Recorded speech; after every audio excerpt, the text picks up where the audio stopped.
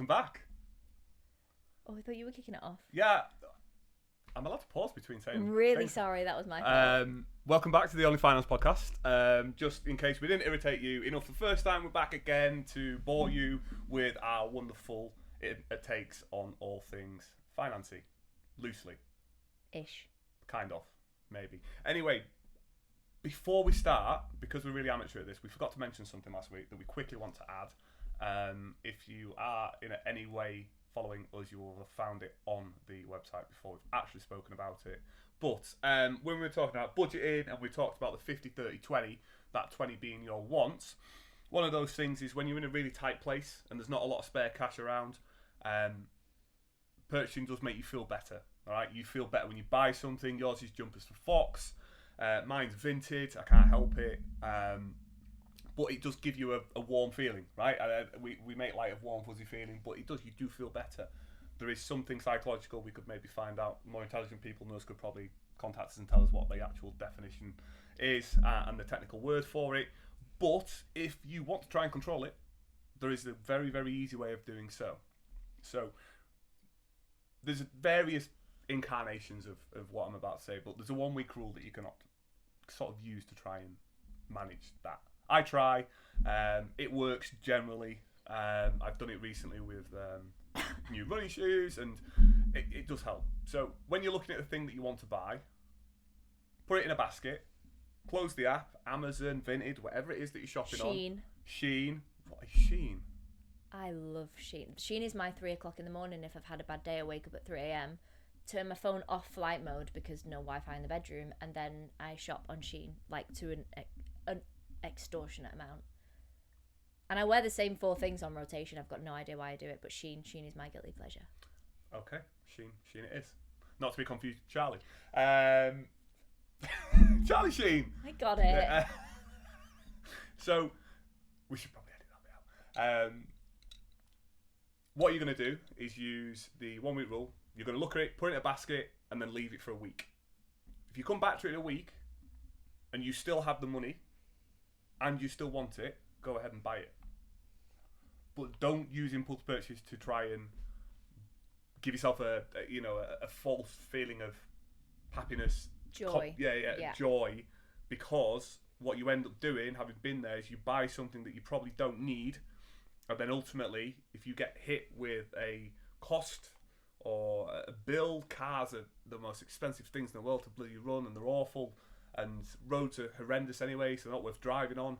That short-term fix, that joy, you're just looking at, well, I wish I didn't have you anymore. There's the delayed gratification thing as well. So you order it and you know it's going to come in the post, and you can get excited about the postman coming. Yeah. And I am well guilty of that as well. I'll order like sellotape off Amazon just because I know something's going to come through the door, and I get really excited about it. If it's scissors, if it's sellotape, doesn't matter what it is, I'm excited because I know something is going to come through the post that isn't a fucking utility bill. Fair.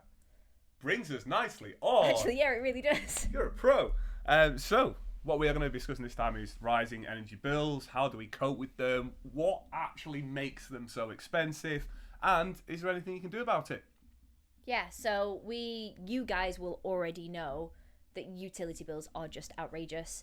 We are recording this, so we delay most of our episodes. Like, we record in a bunch and then post them going forward. So we're coming off the back of the most recent budget, which was sometime in November. Yeah, so not to be confused, it is a budget of such, but in autumn it's called a statement. Now, the last time there was an autumn statement prior to Jeremy Hunt's in late November was Kwasi Kwarteng and Liz Truss, and they nearly crashed the entire world. That was tragic. So, to be honest, in financial services especially, I was lucky enough to go to a lender lunch on the Friday, which is like a bunch of specialist lenders get together, sit down, discuss markets and trends and things like that, and what that means for our businesses. It's not a place I normally go, but my boss couldn't make it, so I had lunch and a couple of glasses of wine. It was quite nice. It's quite a nice day out, but you get to have a lot of a chat with people who work in the same industry. And one of the things that we're saying is we're still quite nervous because the last time there was an autumn statement, the world melted. Yeah. In a way that was even worse than like a financial crisis, because it just happened overnight, and lenders pull products and all that sort of stuff, and it made the world fucked. Sorry again, but this one has been less dramatic and less destructive. However, there is a couple of points to take away that, like, you need to look at as not being humongously positive, but look at as don't think that these people are trying to look after you. Like, I'm not an anarchist by any stretch, but certain things have been done in a way to sort of make people think they're getting something back, and they're really, really not. So also off camera, he's like, definitely fuck the Tories. I'm kidding. He has not at any point. He has not at any point said that. But the main one, the main highlight that came out of it, that is sort of trying to appease people with, the sort of the cuts to national insurance.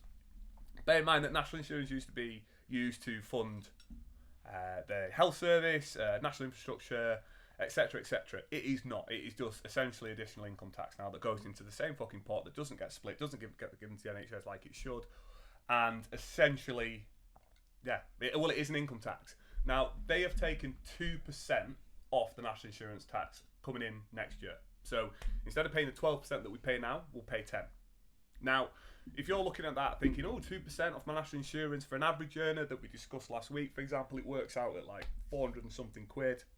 Without doing the exact numbers. First of all, your utilities bill have jumped 4 times that in the last 3 years. Right? So it's not any money back in your pocket. Right? They're saying money, it's relative to where you are. Like, if you're inside a train and it's moving forward and you jump, you move with the train. Right? We're not inside the train, we're on the fucking roof of the train. So we're on the roof of the train, it jumps, it fucks off forward and we fall backwards. Right? So use that analogy, we're back there now, where we previously were forward there. This 2% doesn't do anything for the average person. They're not here to support the average person. What that is doing is trying to appease a demographic of people who have been absolutely bent over by the last 3 years. And I'm not saying this isn't political, this isn't about that. This is about the fact that this is being used to sort of cover off all the failings previously. There's loads of other points that I could go into in a lot of detail, and it's not because it's boring, and there's people far more educated and more place to talk about it. But the other one that you've got to remember about this 2% cut that we're not actually benefiting from is something that you'll hear called fiscal drag or stealth tax. Now, as inflation has skyrocketed, which ultimately has put people in a worse financial position, we've all been wanting pay rises. People want pay rises to match inflation, and that's the way it should be. Now, bear in mind the inflation target, which is normal. Inflation is normal. It's not bad.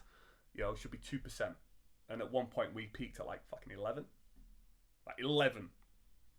Just say that number out loud for an inflation. So things cost 11% more than they did. It's bonkers. So our pay's been going up to try and match that. A lot of companies, there's been a lot of strike action from unions trying to make that happen. And absolutely, the people that are being impacted by this are the people that aren't, sat in cushy offices in Canary Wharf earning hundreds of thousands of pounds, and no discredit to them. They've worked hard to get there. But, it's the people doing the jobs that are the bread and butter of our economy that are hit the hardest by this. It's, the people working in shops. It's the people working on public transport, right? It's nurses, doctors, right? These are the people being impacted by it. So if the tax threshold doesn't climb with that income, you're not actually better off because you're getting a pay rise. Because they're saying, here's a pay rise with one hand, but I'm going to take away all of that money with the other hand. And the statistic that came out was there's about 4 million people that have gone from under the income tax threshold to above the income tax threshold. These are people on salaries under £12,750 a year, which is a tax-free allowance. So these are people who can least afford to pay tax. Now, they're not going to pay 20% on the entire thing. They're going to pay 20% on everything over that. But if you're talking about taking 20% of something away from a person who can't really afford to, you're not really helping them, are you? You're just giving one hand, taking with another. And then you've got the people that sort of sit between the 12,750 and the 50,700, whatever it is now, that are going into a tax threshold that means they pay 40% on the extra that they earn above that threshold. Again, you're not really benefiting from it. You're not getting additional purchasing power, right? So the delay in upping this tax rate, or the rate at which you pay tax, is meaning that more people are paying more tax. It's a stealth tax. It's exactly what it is. They know exactly what they're doing. They've got hundreds of that and thousands of economists there who'll tell them that's exactly what they're doing.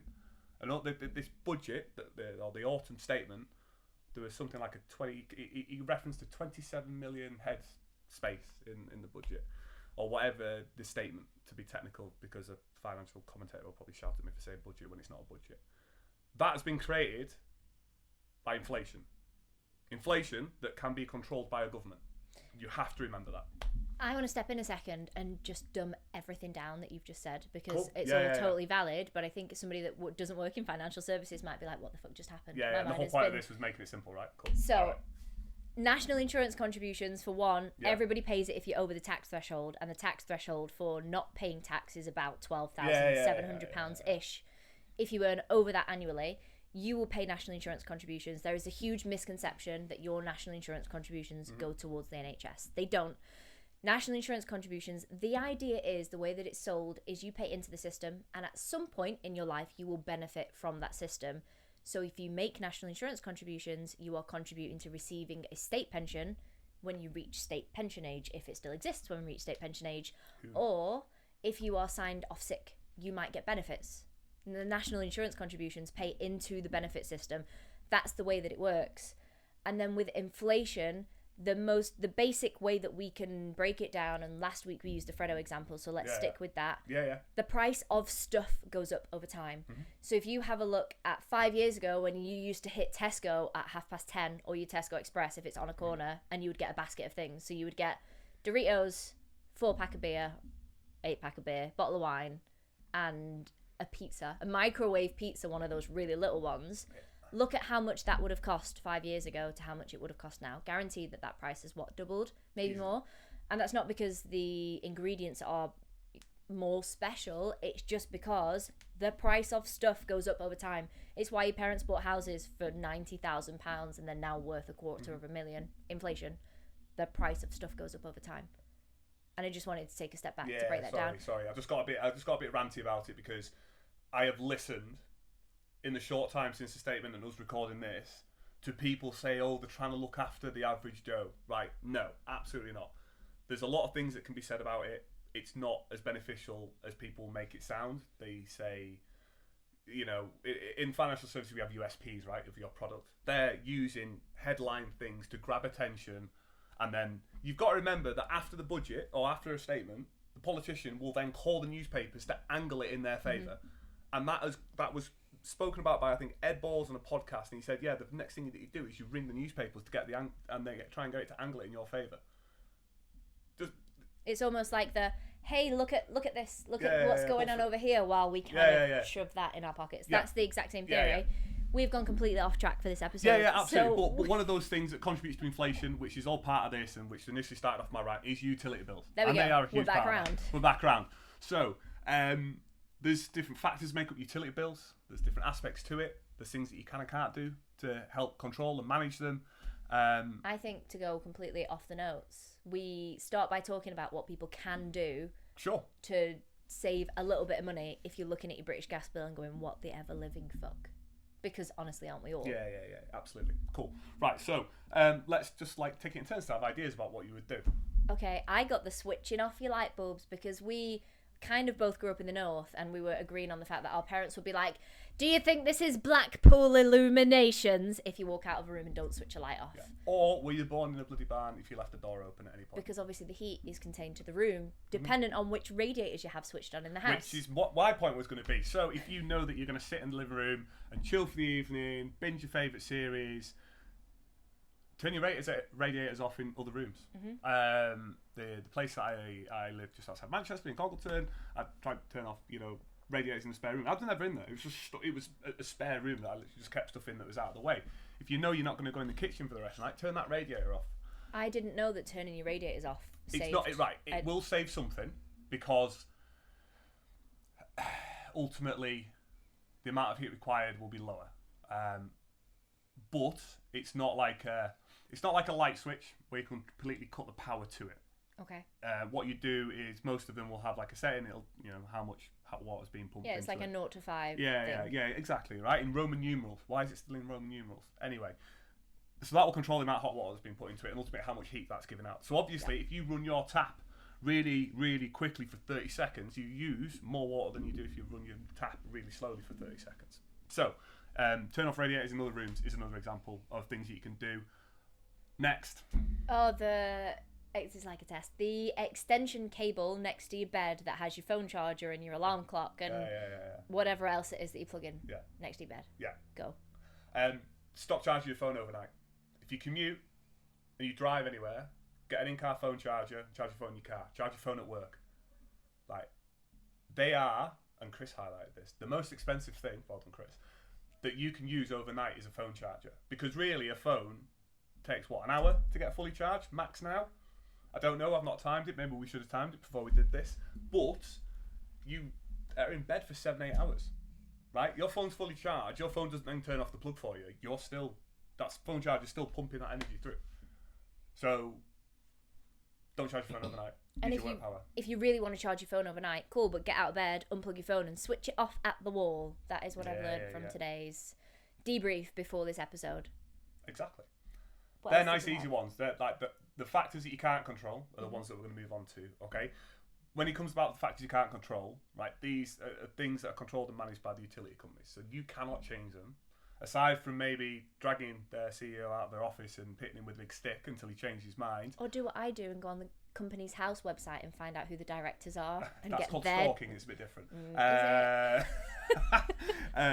These are factors that you can't control. There's a lot of factors, and we're going to cover off a couple of them, bounce about ideas. Now, some of these we're going to say like the technical speak for them, because you're going to see what the technical you're going to hear the technical speak on TV, you're going to read it in newspapers or magazines or articles that you see on social media and stuff, but then we're going to try and translate them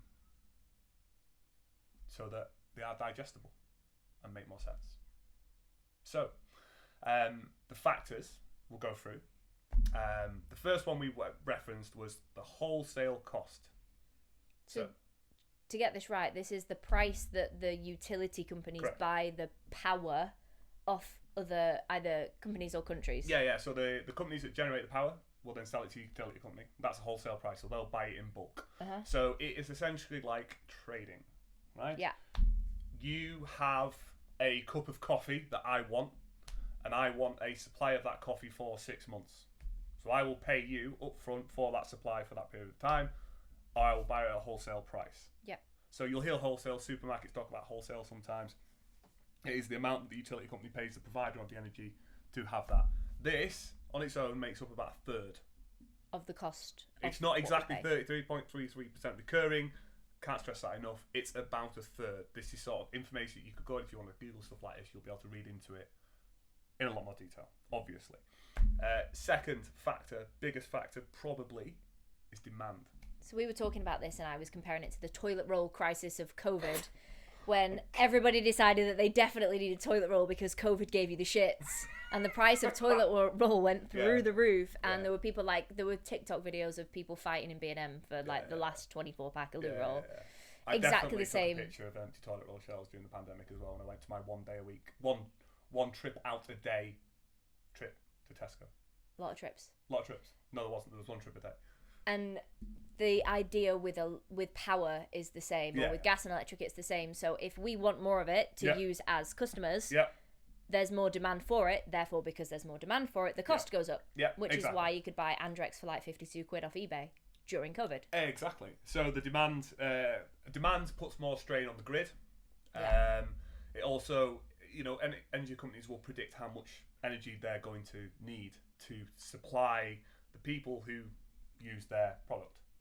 If they get that wrong and they need more, they have to go and buy it at short notice, at which the wholesale supplier can charge them more. So they then need to price more for accounting that they're going to need to go and get more of it, which is very, very, very backwards when you think about it, because you are essentially creating the environment to profit from people needing something more, which is really, really, really unfair when it's fucking expensive anyway. It was exactly the same with PPE though, wasn't it? Same concept. Yeah. NHS got rinsed over it. I won't go on a rant that I normally go on when it comes to the PPE stuff, but because all the contracts were fake. But there is all that aspect of it. Demand creates additional cost. Point 3 that we have here is network cost, and you're going to have to take over on this one because I've got no idea. Right. So the network cost, when I talked about supply, is the infrastructure is managed separately by the energy from the energy company, should I say? So it's not managed by them. Now they have to pay an off-gem agreed price towards supporting the infrastructure, because without the infrastructure, we won't get the energy. So the power lines that you see in the countryside, underground piping that provides you gas and your water, these are part of infrastructure. The energy companies have to pay for the upkeep of this infrastructure, and this is managed externally from them. Now that is a network cost that is attributed. Okay. Network cost, and then social and environmental obligation cost. I had no idea that this one existed, so let me see if I've got this one right. Yeah. So the energy companies have a fee that they have to pay to government to fund stuff. Yeah. That's it. Exactly that. So the government charge them to support their social and environmental obligations. So we want to be net zero. We'll keep moving the data around. Whatever. We want to be net zero. We also want to provide green infrastructure. There's like discounted schemes for upgrading your boilers and all that sort of stuff. Now this is subsidised by the energy companies. The problem with this is that cost impacts your cost of your utilities, right? Yeah. So the government can essentially say to the utility companies or the energy companies, right, we want you to pay X amount towards this, and the company will go, right, well then we'll just pay that by charging the consumer more. We've got no idea. I couldn't find what that contribution cost amount was. I don't know how much the government charges energy companies, and we've got no idea how that relates. There just isn't enough transparency in energy bills for that. So there's no way to find out, absolutely no idea what that percentage is, but it could be completely rigged against us. Essentially, that sort of summarises the 4 aspects of the cost of your energy that you can do absolutely nothing about.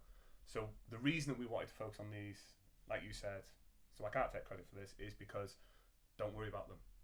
Yeah, there's nothing you can do other than get angry and vote.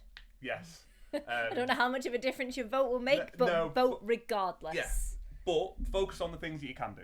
Yeah. And the little changes that you can make, and have a little laugh about the fact that you now sound like your grandmother who you used to laugh at when she said turn off the light. You hit your 30s and we reach, you are that person. Your back hurts, you just need a nap. Yeah. And switch off the fucking lights. Yeah. And don't charge your phone overnight. Don't charge your phone overnight. But moving on ever so slightly to the unit cost, right? So you've got 2 aspects of your energy bill cost. You've got your standing charge, which is what you pay regardless of your usage to have your energy sent to your house. And then you have your unit price. Now, we're not going to comment exactly on what unit price is because everyone has a different unit price. Depends which energy provider you're with, whether you're on a fixed, variable, direct debit tariff, or whether you're on a pay-as-you-go. Yeah, but we had a really nice educational piece where I was like, but talk to me in real terms. Like, tell me how much of my phone uses 1,000 kilowatts per hour or whatever. And we've kind of got to a decent understanding, which we think might translate pretty well over this way. But once again, I'm going to hand it over to you. I'm going to fob this one off on you because it's way beyond me. Fine. So make sure, obviously, keep me on track with the translation. So a kilowatt hour, right, is 1,000 watts, and that's how everything's measured. You will say, your phone will use X amount of kilowatt hours, your light bulb will use X amount of kilowatt hours, and all that means is how many kilowatts you've been using out, right? Yeah. So the actual definition, scroll, Oh no. because your pop-up's blocked it, and I want to make sure I use this verbatim because it's really important that if we're trying to understand it and we're trying to break it down, that sometimes we've got to use some corporate bullshit to make it make sense. Yeah. Unfortunately, so thank you. And now Liam's going to do this fun thing called a filler where he makes conversation while I find the notes because I've just lost our page. Yeah, excellent. So the idea behind it is that each... Are we there? I'm so sorry. Yeah, I failed in my one fine, job. fine. I've scrolled down on the so Word document. We're focusing here on electric because gas is a very different thing entirely. But the kilowatt hour thing, it's the most common thing, right? If you've got a gas cooker, if you've got a gas boiler, obviously they contribute to that, and that's your heating, and obviously that's a serious thing. But we focused here on this because it's easier to sort of make it relatable and understandable. Yeah. So what is a kilowatt hour? It's a standard measure of electrical energy equal to the power consumption of 1,000 watts to 1 hour. I know that sounds fucking really interesting, but let's break it and make it a little bit simpler. Essentially, all a kilowatt hour is how much energy something uses per hour it's used. So we were then talking with videographer Chris, who none of you guys can see, even if you're watching this. You still can't see him. He's behind. Oh, he's going to do it. There we go. Thank you so much for that appearance. Chris and I, when we go out and buy light bulbs, we just go out and buy the light bulb that you can screw into the right fitting on your ceiling, Liam, on the other hand, goes out and buys light bulbs based on their kilowatt usage. Yeah. So I mean, Grown up. I think what Everyone else. So it wasn't until I was living on my own during the pandemic, and I noticed everything was a lot more expensive. My utility costs went through the roof. Now, I did a couple of decisions that I wouldn't advise doing. I changed to a prepayment because I could more control. I knew exactly what I was doing, and that's a bad idea. Don't do that. Because if you don't have cash, you can't- get you can't cold. top it There's up. nothing that you can do. Yeah, It's yeah. awful. Yeah. Whereas with the direct debit, you can speak to the energy company, which we'll come on to very, very quickly after. But so if a kilowatt hour is 1,000 watts to an hour, right? If you look at a 100-watt light bulb, you could use that for 10 hours, and that is 1 kilowatt hour. So if you were paying 50 pence per kilowatt hour, Yeah. and you had that light bulb on for 10 hours, it would cost you 50p. Yeah? Yeah. There Oh, we hey, go. that's a really good explanation. Right, so I don't know what the likeness is with straighteners, because each one will have different kilowatt hour uses or whatever. Essentially, everything will tell you what it uses. What you just need to do is find out how much it uses, and then you can start roughly estimating. Now, I'm not saying here go out and pound and pen to count how long you leave your straighteners on for, or how long you've got your PS5 on for, whatever it is that you use. Boy and girl comparison. Yeah. I don't have a PS5. It's just that you said when we were doing this prior, we were talking prior. You talked about make it make sense in straighteners, Liam. Yeah. And I was trying straighteners. to give me the straighteners analogy. Yeah, Actually, yeah, I used vibrators, but we'll switch over yeah, to well, straighteners. it's the same thing. It's only finance after all. That's in a very, very roundabout and not logical thought process that we have gone through. Is essentially what you need to do is just look at what it uses, and that will tell you roughly what it's going to cost you to use for a period of time. We will provide a calculator to help you get your head around it more. So you're listening to this and you're like, okay, this is great, but how does this relate to me? Go on the website, which by the way is theonlyfinancepodcast.com. There is a downloadable spreadsheet because we love a good Excel spreadsheet. Download it, have a play around with it. I can't take any credit for it whatsoever because Liam made the whole thing, but you will find it really, really useful if you're going to link it back to the budget spreadsheet that we did in the last episode. So go and check those out. And I think we're going to finish off this episode talking about what to do if you are in a bit of a pickle when it comes to paying your gas and electric bill, because there are so many people that are in that boat. So one question that we've been asked before is, does it affect my credit rating? And kind of yes, it does, but in a roundabout way. So if you can't afford to pay your energy bill, you can't afford to pay it. Like, that is the long and short of it, is you need something to change. And if that change comes at a cost of your credit rating dropping a couple of points, then so be it. Get yourself out of that financial difficulty. Liam was mentioning that a lot of lenders, when it comes to mortgages, will not look at utility bill stuff on your credit file anyway. We're not saying just don't pay it. That's not what we're advocating for. But what we're saying is, if you have credit card debt and if you have a mortgage and you also have an extortionate utility bill and you don't know where the give is always going to be utilities first, because it's going to have less of an adverse effect on your financial file. Yeah, that was a really good way of wording it. Thank you. Not like that wasn't a blanket assessment of how mortgage lenders look at things. I'm speaking from being in a specialist mortgage space. We catered for a wider range of financial circumstances. Now, your high street banks, I can't speak for them. I haven't worked in them, so I don't know how they look at it. And I want to make that very clear. But a lot of mortgage lenders, certainly in the specialist space, will look at utilities, and if you've got missed payments on utilities, they will not contribute that to their decision-making process. You have to remember that if you're looking at something like Experian or Check My File or any of the credit profile monitoring facilities that are out there, you'll have a numerical score. Now, any activity that will change. So if you go into a payment arrangement with a utility provider, that will go down. Don't overthink the score. That's the important thing. But make contact with them. Like I briefly alluded to, you said don't change the prepayment meters. Like, fight tooth and nail to stay on a direct debit meters. There's some horror stories about British Gas forcing people onto prepayment meters. They can't force away into your property. You don't have to open the door to them. Talk to them through the window. If you get into that position, you just do not let them in. They can't force you to do anything. Legally, they have no standing to enter your property. We've both heard stories about British Gas knocking on people's doors and being like, so you can't afford to pay your bills, so we're just going to install a prepayment meter. It will be great. And those families go cold. Yeah. So you never have to let somebody into your property. So and that is like worst case scenario, but it's really important to know because you have somebody official knock on your door and be like, we're here to do this. And you kind of go, okay. Yeah. That is not how it works. So don't let them. The most important thing, if you are in a tough place for them, is to contact your energy provider. Yeah. Like they have, like financial services firms do, policies for dealing with financial hardship, and they will be acutely aware. Now, the person that you will speak to on the end of the phone will be very understanding because they will speak to thousands of people a day across their entire team about this situation. Yeah, you will not be on your own if you're ringing up your provider and going, I can't afford it. Like there's no shame with that. Hundreds of thousands of people will be in the same situation. They are able to allow you to keep your direct debit, reduce your payment. Your debit will increase. Bear in mind, if you've got a direct debit account, you've got two ways you can be in it. You can either be in credit or debit, right? If you're in debit, they can't just close your account because you're in debit, and sometimes you do. That amount fluctuates. During winter, you'll go into debit. When you're in summer, if you're paying a fat direct debit price, you might go into credit.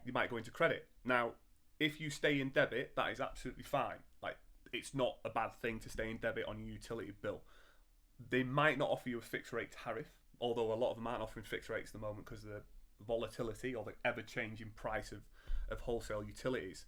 So if you are on that direct debit, and that direct debit you need to reduce because for whatever reason, money is tight, call them and explain the scenario, right? They'll ask you, they'll ask you to go through like a pound and pence of what you're paying for everything else, and they are under an obligation to support you. Yeah. They are under an obligation. They can't just say, no, we're not going to deal with this. And just make sure that you document everything that you speak to about, when you speak to them, what you speak about. Because when it comes to them trying to take any sort of enforcement in a worst case scenario, which is much further down the line, this isn't like they just go, you can't pay your direct debit, you want to reduce it by £15 a month. We're sending someone to knock the door down and change the prepayment. That's not what's going to happen. You have made a conscious effort to speak to them and engage and open a line of communication. And ultimately, there's so many people in that scenario. Yeah. So many. There's going to be a lot of people who haven't had that conversation. There's going to be people who haven't yet had it, but will have to have it in the very near future. So just speak to them and get it in early. That you might need to, and that's fine. So don't stress about it. Don't panic. Just open a line of communication with them. Tell them what you can afford, and work from there. There is always going to be support available. And worst case scenario, like we said, you're not going to be on your own. Reach out to us, drop us a message. We will point you in the right directions of stuff through all of our social media channels. So it's just really important to know that you're not going through it on your own if that's the situation that you're in. Yeah. And tell your friends, tell your family, because you don't know who else is struggling with that same situation. Exactly. And that is all we have time for this week's episode, I'm pretty sure. I think so. Thank you so much for joining us again. Please make sure you check us out on Instagram, TikTok, YouTube, everywhere. It is The Only Finance Podcast. And you can go to the website, which is theonlyfinancepodcast.com. And there's loads of free stuff that you can download and find out a little bit more about us and what we do and why we're here. But please get in touch if you've listened to this. We love hearing from you guys. It's been a dream having you. Absolutely. And if you have read into this and you go, actually, you said that thing wrong, please do correct us. Because we'd love to correct ourselves. Yeah, make sure we get that right. We love calling each other out on that most of the time. Yeah, it's mainly you calling me out. All right. Thank you so much. Bye.